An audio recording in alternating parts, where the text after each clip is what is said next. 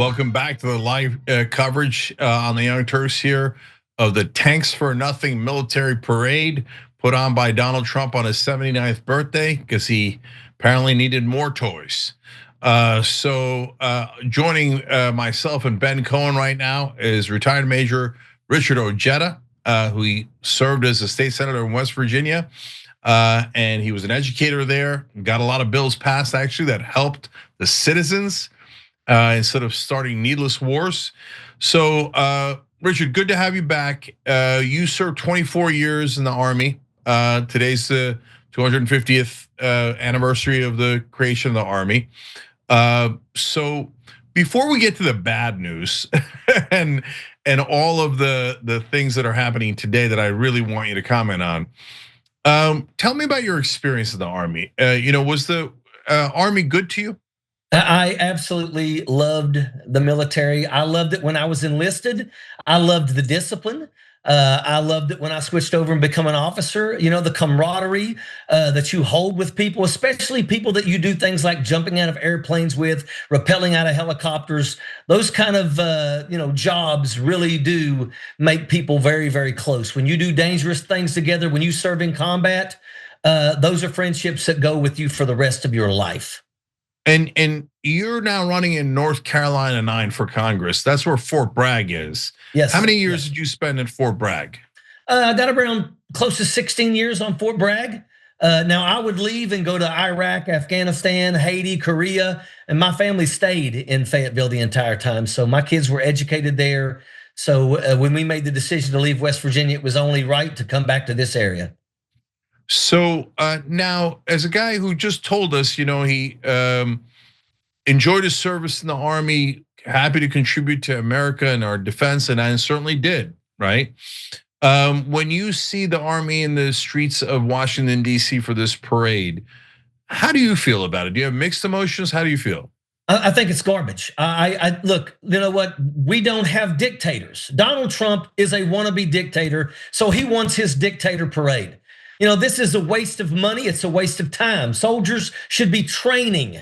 They should be doing all kinds of other things other than trying to, make some man child happy so he can, look like he's playing with his army. I sit and listen to you talk a little while ago, and it's kind of funny to listen to Donald Trump talk about all these battles that he never had the guts to stand up and serve in, and neither did anybody in his entire bloodline. I mean, this is where we are. I tell you right now, the No Kings rallies across this country absolutely far outnumbered anything that we saw in the streets of Washington, D.C. today.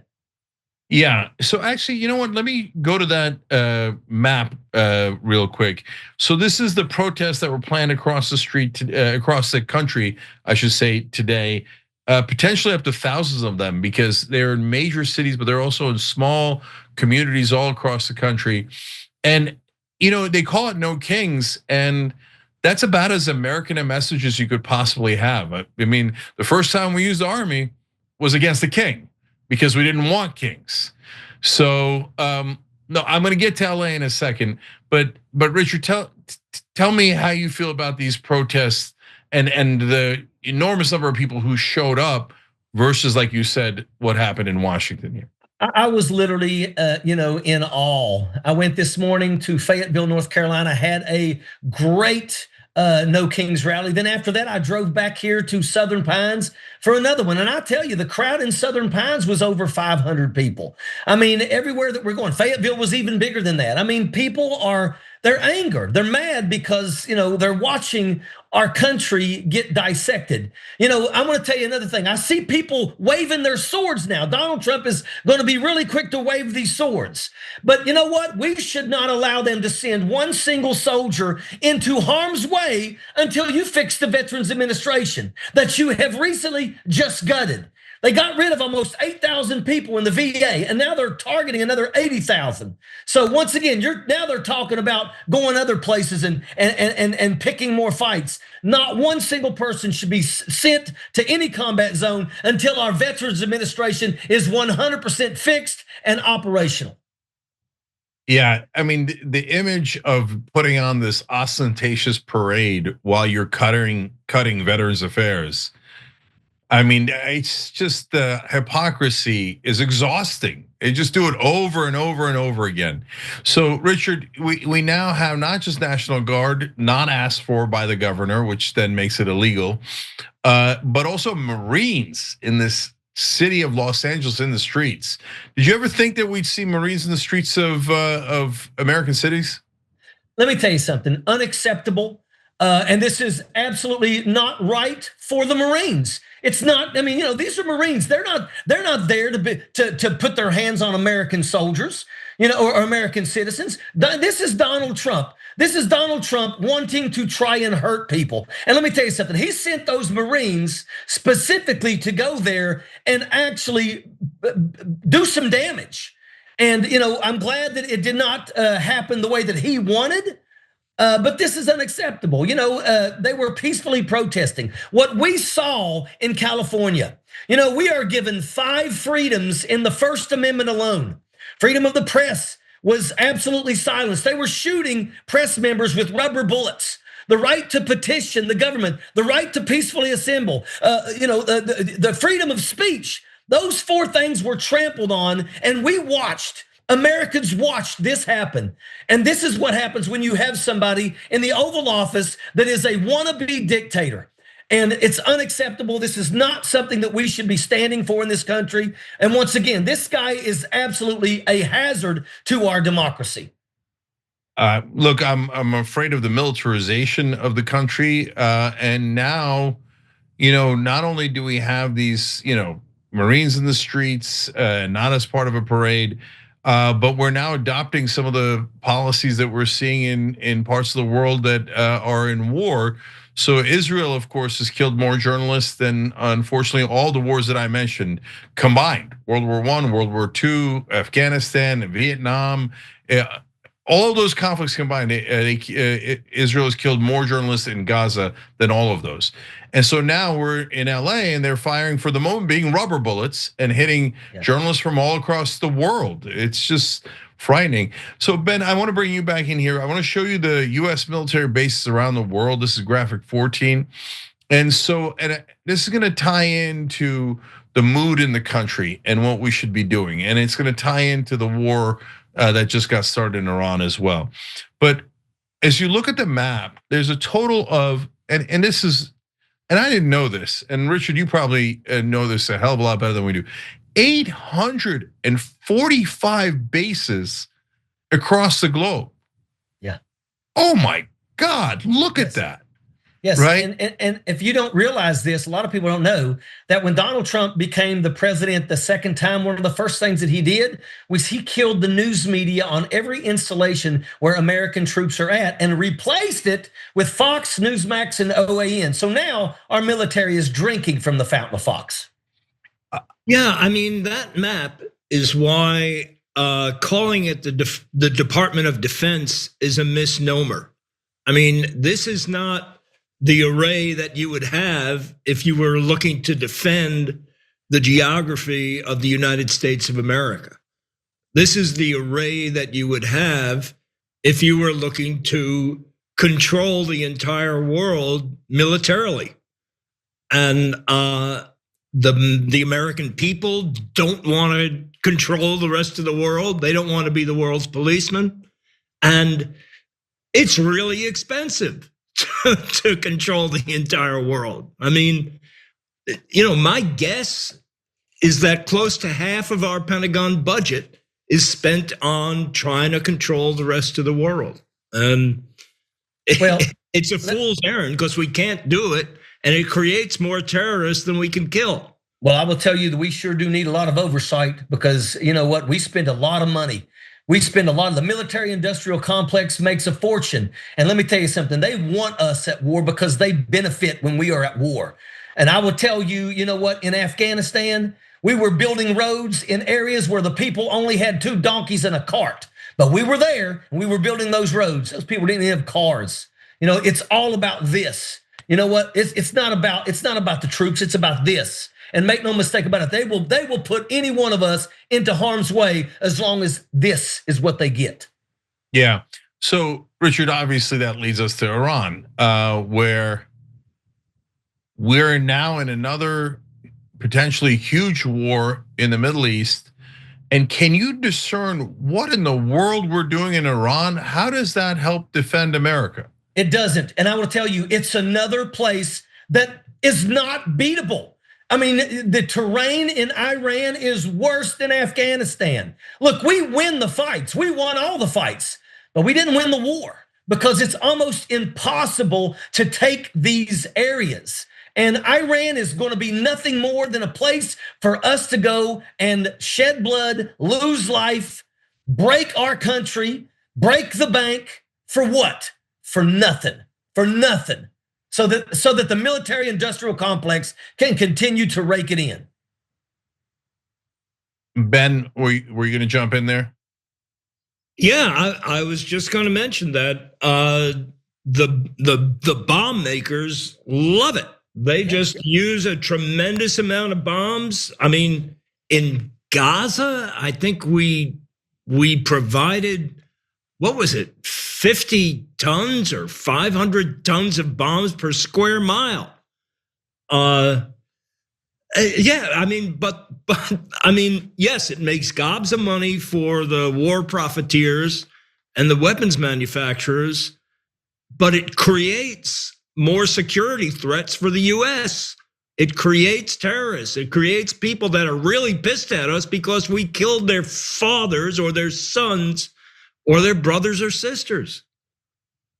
Yeah, and so let me give you a quick, I want to talk a lot more about that, but I want to give you a quick update on the No Kings protest that we mentioned. Richard was talking about in small towns across the country, if 500 people showing up, which is really huge number for small towns. In New York, 50,000 showed up for No Kings protest. That is a huge number. And so, and as you're watching the fireworks here, this is the conclusion of the military parade. We're going to tell you a little bit more about this and all the things that we're talking about, but I want to make sure you know that. Unfortunately, there has been some arrests and some violence. There was 8 arrests in Georgia at the No Protest rally. And then a man drove his vehicle into a crowd in the No Kings protest in Culpeper, Virginia. And unfortunately, some local authorities were threatening violence against the protesters. And so was Donald Trump. So actually, before we do anything else, I want to go to those clips. Marissa, let's go to the Donald Trump clip D1 threatening violence against protesters. We're going to be celebrating big on Saturday. We're going to have a lot of, and if there's any protester who wants to come out, they will be met with very big force. By the way, for those people that want to protest, they're going to be met with very big force. And I haven't even heard about a protest, but this is people that hate our country, but they will be met with very heavy force. So, Richard, for a guy who claimed that he was in favor of freedom of speech, I mean, he focused on that in 2020 and 2024 elections. How is this for one of the most un-American things you've seen? If you dare protest me, I'm going to cancel your freedom of speech and a hell of a lot more. Yeah, this is it. This is why we had the No Kings rally. Because we're not going to bow to a king. We're not going to allow Donald Trump to turn our democracy into a dictatorship. And that's what he wants. This was more about, hey, Putin, look what I've got. Look at my toys. My toys are bigger. That's what this is. It's a slap in the face to our men and women in uniform. They are there for a reason, not to be Donald Trump's little toys. And that's exactly what he has done with that. It's a slap in the face. It's unacceptable. And you know what? This is one of the reasons why I tell people, you know what? In 2026, you better vote like this is the last time you're ever going to vote, because it could be if we don't win these fights. Yeah, CNN is reporting that there was almost as many anti-Trump counter-protesters as people who went to go see the parade in Washington, D.C. today. More than that, all over I think San Diego is like some of the biggest crowds they've ever seen. People are angered. People are tired of this garbage. Donald Trump is a buffoon. He is a man-child. And once again, there's nothing worse than somebody trying to talk tough that never had the daggone guts to even step in and fight anybody. That guy's probably never won a fight in his life. He probably, maybe if he fought his sister or something, but she probably whipped him. Well, to be fair, he really does have those bone spur issues in his heels. Yeah, So, yeah. so that would You do know I have bone spurs too, and I got multiple trips to combat. Yeah. but the bone spurs knocked Trump out, even though he's such a tough guy. Yeah. And by the way, just on the crowd size, real quick. Yeah, I'm talking about just Washington D.C. The rest of the protests combined are 1,000 times bigger than the people watching the military parade in Washington, and New York alone, let alone the rest of the country. So speaking of false tough guys, Richard, I'm going to show you a sheriff down in Florida. And so I'm a little worried about this kind of talk, right? Look, you put your hands on a cop, you should go to jail, right? So nobody's disputing that. We don't want any violence in any direction, in any way, shape, or form. And obviously we all believe in civil disobedience and civil rights movement, and you believe in peace, and that's how you conduct yourself, right? But now here's the other side, and look at the violence that they threaten. Watch. If you throw a brick, a firebomb, or point a gun at one of our deputies, we will be notifying your family where to collect your remains at, because we will kill you graveyard dead. So Richard, as you look at the now government authorities, I mean, I thought there was those flags that the right wing flew about "Don't tread on me," and now you got government officials saying that if you're in the protesting and you do something we don't like, we're going to kill you graveyard dead. This guy's just another Clay Higgins out there, just trying to, act like they've got all this bravado. I mean, first and foremost, you're not going to do anything. You're going to sit behind your desk and do nothing. It's your deputies that are out there that are going to be doing the things that they need to do to keep people safe and deal with people that are, causing issues. It's just, once again, just another guy that wants to try to act like he's tough. And the truth is, what, a guy like that's never really been tested. He's probably never ever squeezed a trigger on anybody, but he wants to talk and act like it's something that he would do like that. But the truth is probably he probably wouldn't have the guts to do it. So guys, I want to ask both of you this. Ben and I talked about it a little bit earlier, but Richard, you're running in a district that for the moment being is Republican, right? But you might change that pretty soon. I'm going to change it. Yeah. But certainly got a lot of Republican voters, of course. But these days, a lot of Republican voters are anti-war, and Ben went on Tucker Carlson's show, and Tucker Carlson's calling out Donald Trump now and saying, no, you're complicit in this war, and we should not be in this war. And a huge Marjorie Taylor Greene came on our show and said we shouldn't be giving Israel any more money for any of these wars. And so a portion of MAGA, let alone independents are totally on our side, have started to flip over and saying, yeah, maybe we are getting screwed over by corporate interests and other interests, and so what do you see, Richard, in terms of independents and some right-leaning voters and their frustration with endless war? It doesn't take a rocket science to look at Donald Trump and know that he is a buffoon, that the things that he says is garbage. We had a Where's Richard Hudson town hall here, and of course he didn't show up. But he's my opponent. He's the one that told everybody no more town halls. When a Republican says no more town halls, what they're saying is they don't got anything good to speak to the people about. So they would rather avoid the people. And I will tell you that while we were there, I had independents walking up to me, and I had Republicans that are not MAGA. They're actually moving closer to the middle. And those are the people that we need on our side. And if we get them on our side, we will flip seats across this country. Because let me tell you something, there's a lot of Republicans out there that know that MAGA is absolutely lost in the sauce, and there's no helping that 20% of people. But the rest of them are starting to come to the middle. The rest of them are smart enough to see that Donald Trump is an absolute, he is the laziest man to ever occupy the chair. He is the dumbest man to ever occupy the chair. He is the most corrupt man to ever occupy the chair. Everything about him is open to see. It's easy to see. And people are starting to wake up. And I believe that we are going to take back the House in 2026. And I believe that we're going to actually take back some seats in the Senate. And you know what? We may not need to get enough seats to control the Senate to be able to get rid of Donald Trump, because there are people that are in the Senate that are starting to realize now that this guy is absolutely a buffoon. I mean, come on. Rand Paul is now even stepping up and talking about how Donald Trump is wrong. And when that happens, you know they've lost this battle. Yeah, I like that sign in the No Kings protest we were just showing, people over billionaires. Yes, please, please. So Ben, we were talking to Colonel Wilkerson earlier about this mighty empire and the group of folks, a limited group of folks inside the government, outside the government, who push for this imperial empire instead of helping the American people. And it seemed to me that we were talking to him, Ben, that my God, the left by itself and the right by itself and the middles by themselves, we're not going to be able to take them on. They're too strong. That we have to unite, that we have to be a United States of America to take on these corporate interests that are driving us into these wars, et cetera. And by the way, just for the audience to realize, look, yes, Israel has a huge role in pushing us in the war in Iran. They struck, and they know that our soldiers are sitting ducks in the middle of the Middle East.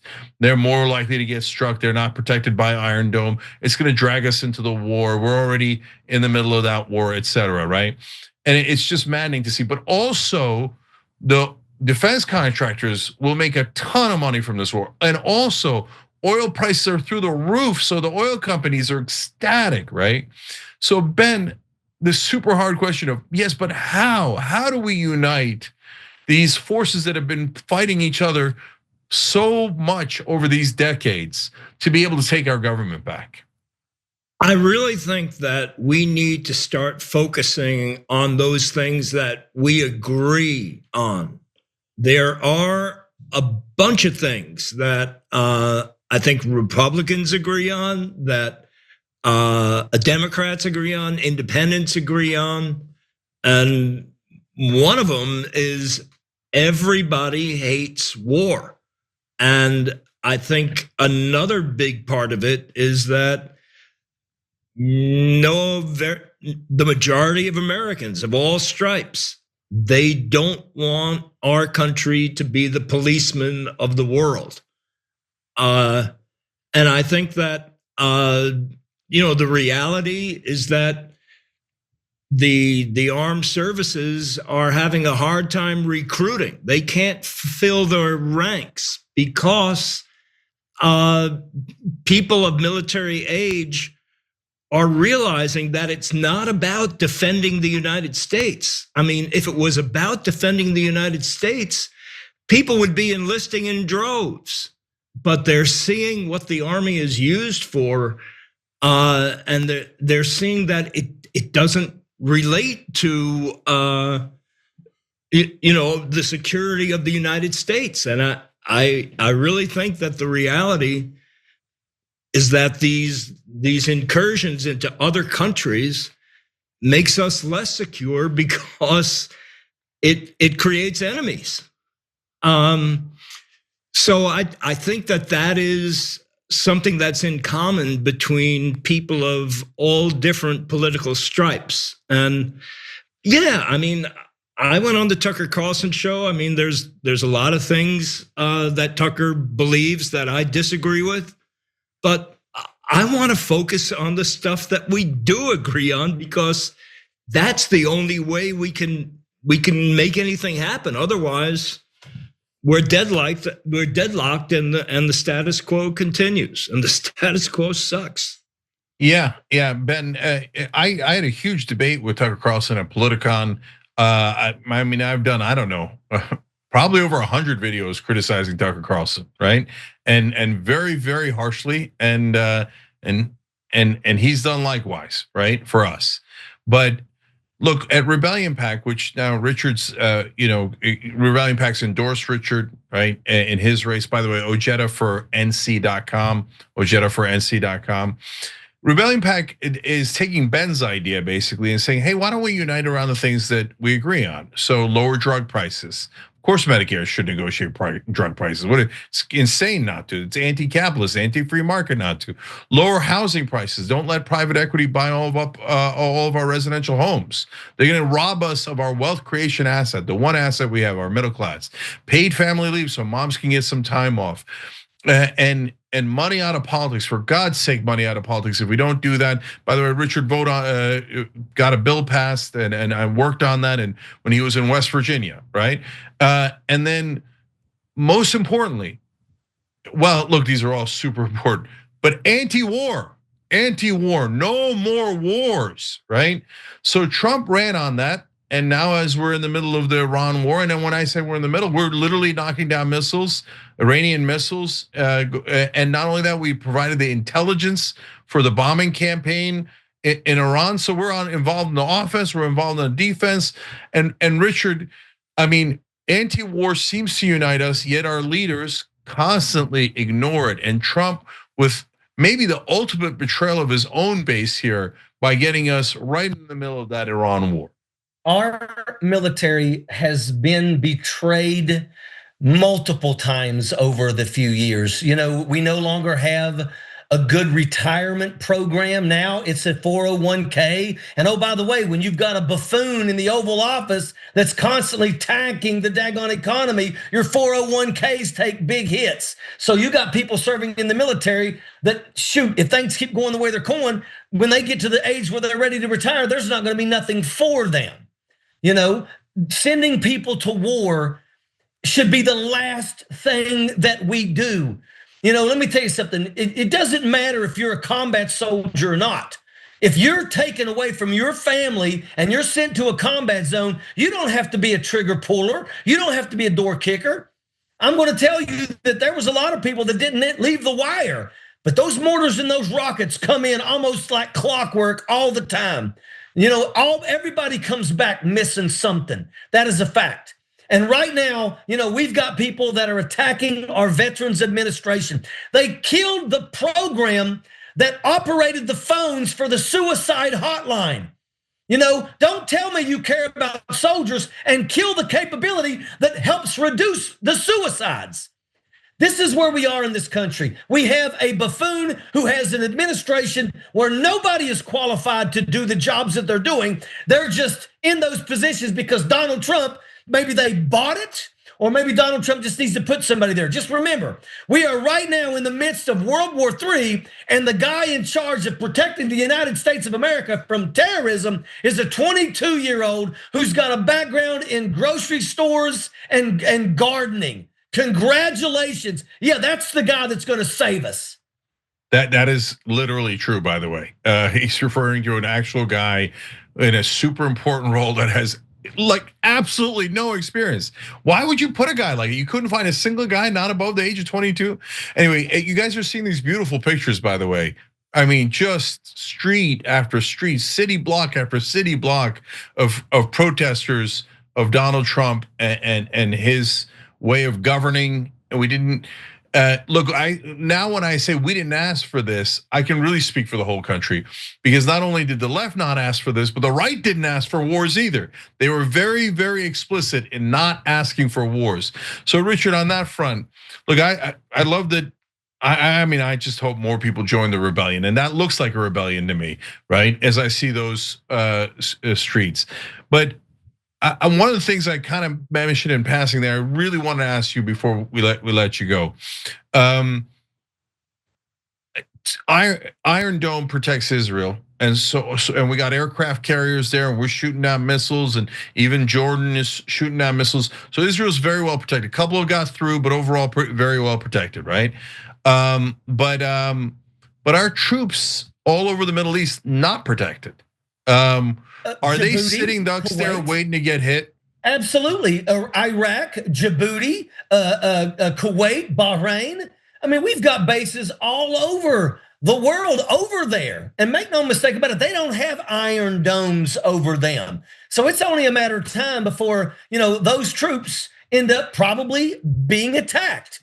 And once again, I mean, this is My goodness gracious, we don't need any more wars, but make no mistake about it, that will give Donald Trump the permission to get us back into this. And once again, you're going to sit here and you're going to rattle the sabers of war while you are currently dismembering the Veterans Administration. How dare you send the next soldier into harm's way when you're killing the daggone capability to fix us when we come home? Yeah. As usual, Richard speaks with clarity.